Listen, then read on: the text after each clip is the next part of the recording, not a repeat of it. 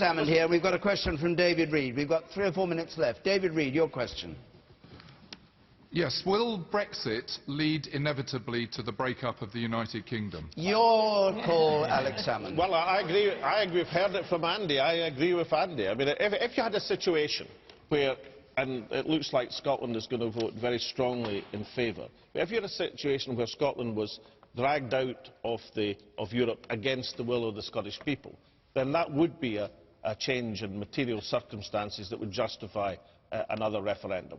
Now, you might say, oh, well, what I'm going to do then is I'm going to campaign for Brexit to bring about that situation. Well, I'm not, because I believe, like Andy, that these islands' future is as a European country. And we should do that because it's the best thing. But if the cards fall, as you described, sir, then I think there would be another Scottish referendum, and this time I think that yes would win it. And one last thing. I am the last person in the world, having gone through that referendum experience 2 years ago, to have any respect for Project Fear, whether it comes from the Tory government, or Project Fear, whether it comes from the Brexiters. Whatever else you do, make up your minds not on the hideous things or the plagues of Egypt that will descend on this benighted country if it does one thing or the other. Make up your mind on principle, on whether you believe that we should share things with the other countries of Europe, or whether you believe there are advantages in doing something else. Okay. Don't believe the scaremongers on either side. Paul Marshall. Paul Marshall. I may not speak for all the people who are in favour of Brexit, but if Scotland did leave the United Kingdom, I regard that as a win-win from a Brexit, because I think it's far less. Alex is a very canny politician, and he managed to negotiate an even better subsidy for Scotland than they previously had. The Scottish people get £1,200 per person more than English people. You don't like refugees, you don't like Scots. Is there anybody else? I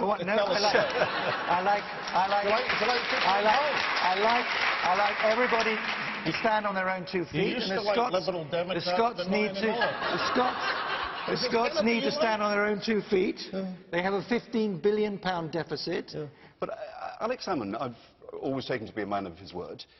During the Scottish referendum campaign, Alex said, as First Minister, very clearly that this was a once-in-a-lifetime referendum in Scotland, and that people needed to bear that in mind. We knew that the government was committed to having a referendum on the EU. He didn't mention it at the time.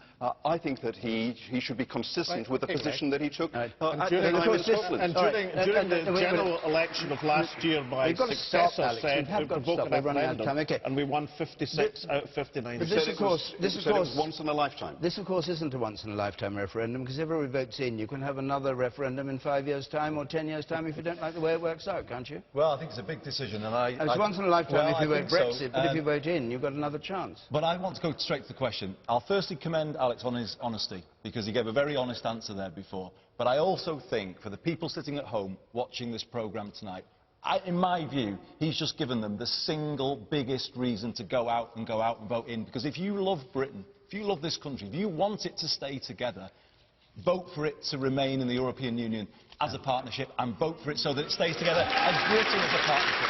Okay. Right.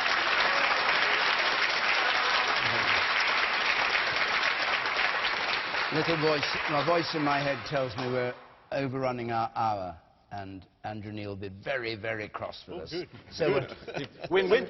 Win-win.